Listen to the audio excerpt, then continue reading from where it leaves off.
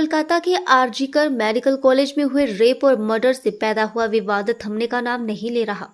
मंगलवार को आईजीएमसी अस्पताल में 2 छात्रों, रेजिडेंट डॉक्टर और शिक्षक डॉक्टर ने प्रदेश सचिवालय शिमला तक मार्च निकाला। इस दौरान डॉक्टर ने अस्पतालों में सुरक्षा बढ़ाने और चिकित्सकों के विभिन्न मुद्दों पर मुख्यमंत्री से मिलकर अपनी समस्याएं बताने की कोशिश की। देर तक इंतजार के बाद आधे डॉक्टर लौट गए, मगर इसके बाद मुख्यमंत्री सचिवालय पहुंचे तो शिक्षक डॉक्टर संघ के प्रतिनिधियों ने मुख्यमंत्री से मिलकर अपनी बात रखी। राज्य मेडिकल और डेंटल कॉलेज टीचर एसोसिएशन ने अध्यक्ष बलवीर वर्मा ने कहा कि कोलकाता में ट्रेनी डॉक्टर के साथ हुआ अपराध दुर्भाग्यपूर्ण है। उन्होंने कहा कि इस संबंध में मेडिकल और डेंटल कॉलेज शिक्षक और छात्रों ने मुख्यमंत्री के समक्ष अपनी बातें रखी हैं। उन्होंने कहा कि गवर्नमेंट कॉलेज में सुरक्षा बढ़ाने की मांग की है और साथ ही मेडिकल और डेंटल कॉलेज टीचर एसोसिएशन मुख्यमंत्री के साथ हैं। वहीं इस दौरान देर तक मुख्यमंत्री का इंतजार करने के बाद ट्रेनी डॉक्टर अभिषेक शर्मा ने कहा कि कोलकाता में ट्रेनी महिला डॉक्टर के साथ हुआ अपराध भयानक है। उन्होंने कहा कि आज आईजीएमसी के शिक्षक और प्रशिक्षु डॉक्टर ने राज्य सचिवालय तक मार्च निकाला और मुख्यमंत्री से मिलकर अपनी मांगे रखने की कोशिश की। उन्होंने कहा कि देर तक इंतजार किया, लेकिन इसके बाद मुख्यमंत्री मिलने आए। उन्होंने कहा कि ये बेहद दुर्भाग्यपूर्ण है। उन्होंने कहा कि आईजीएमसी डॉक्टर की केवल स्टेट हेल्थ प्रोटेक्शन एक्ट को सही ढंग से लागू करने की मांग है और अस्पतालों में सुरक्षा व्यवस्था को दुरुस्त करने की है। हमारे सीएम साहब से जो चर्चा हुई है, ये जो दुखद घटना हुई कोलकाता में, जिसमें ये मर्डर रेप हुआ, उसके लिए हमारे resident doctor association basically protest कर रहा था, स्ट्राइक पे भी था। और हम एज अ सैम्डिकॉट state association of medical and dental teachers के हम उनको सपोर्ट कर रहे थे। और हमारे जो स्टूडेंट बॉडीज थी, जो first second third year, they were also supporting. तो हम चाहते थे कि, और आप भी चाहते हैं, और सभी, क्योंकि सबकी कोई सिस्टर है, कोई माँ है, कोई बहन है, एंड नॉट ओनली डॉक्टर्स, जो सिस्टर्स हैं, क्लास 4 हैं, कोई भी हेल्थ केयर वर्कर है, एनीबडी, जो भी लेडी है या जेंट्स हैं, उसको एक सिक्योरिटी का माहौल मिले। बिकॉज ये सिक्योरिटी के माहौल से आपकी फंक्शनिंग बेटर हो जाती है, आपकी मनस्थिति बेटर रहती है।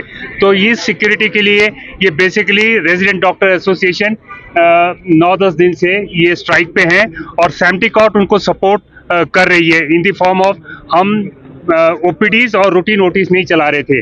पर मैं आपको आश्वासन देना चाहता हूं, हम पेशेंट्स की डिफिकल्टी के लिए प्रतिबद्ध हैं और हम पेशेंट्स के लिए हैं। बेसिकली पेशेंट केयर हमारे लिए सर्वोपरि है और हमने through out this period patient care को सफर होने नहीं दिया। बिकॉज हर कोई जो इमरजेंसी पेशेंट था, इमरजेंसी थी, उसको हमने अटेंड किया और आज भी अटेंड कर रहे हैं।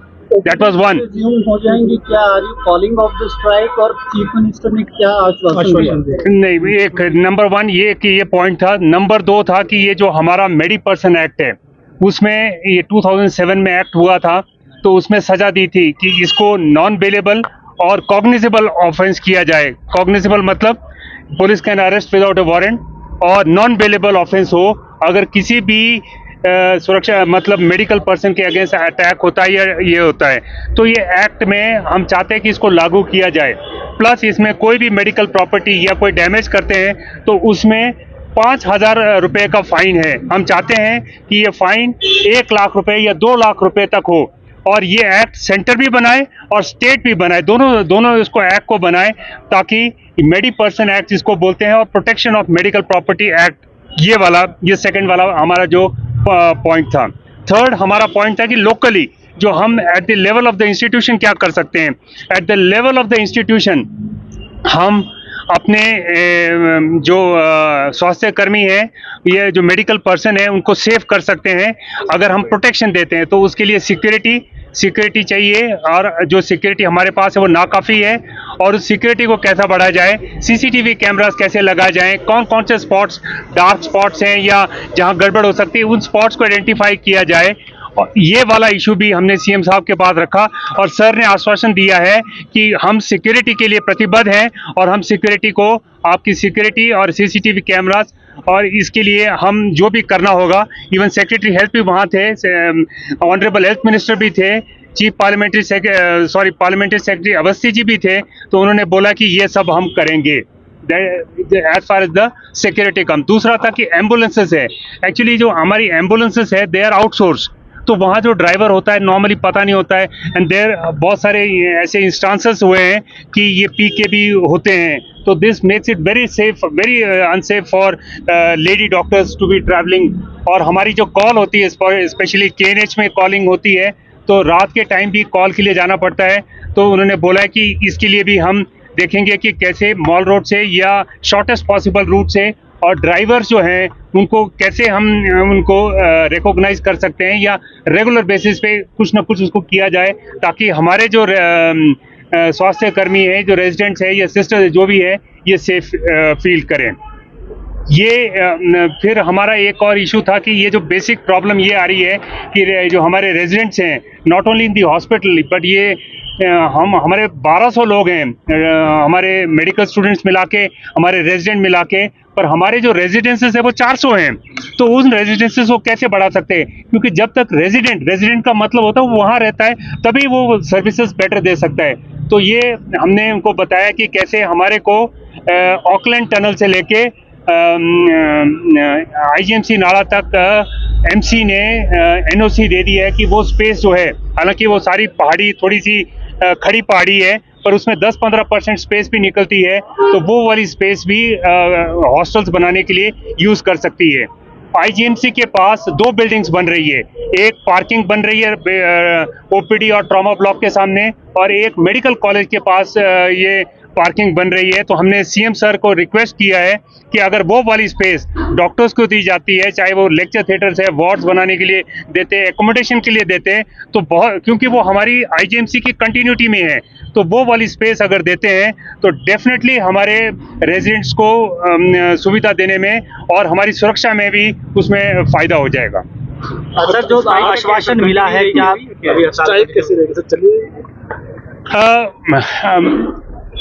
आज सुप्रीम कोर्ट में भी हियरिंग हुई है और सुप्रीम कोर्ट ने भी उसमें काफ़ी पॉजिटिव बोला है। उन्होंने बोला है कि नेशनल कमेटी ऑफ डॉक्टर्स बैठेगी और ये देखेगी कि क्या डॉक्टर्स की प्रॉब्लम है और ये सिक्योरिटी की प्रॉब्लम कैसे सॉल्व की जाती हैं। वो वाली भी पॉजिटिव डेवलपमेंट हुई है। CM सर ने भी हम और बाकी मंत्रीगण उन्होंने भी काफ़ी पॉजिटिव डेवलपमेंट दी है। आज हम अपनी सैम्पटी कॉर्ट की मीटिंग 2:30 बजे कर रहे हैं, RDA भी अपनी GBM मीटिंग कर रहे हैं, और मुझे विश्वास है कि हम कुछ पेशेंट्स के लिए पॉजिटिव न्यूज़ ही लेके आएंगे।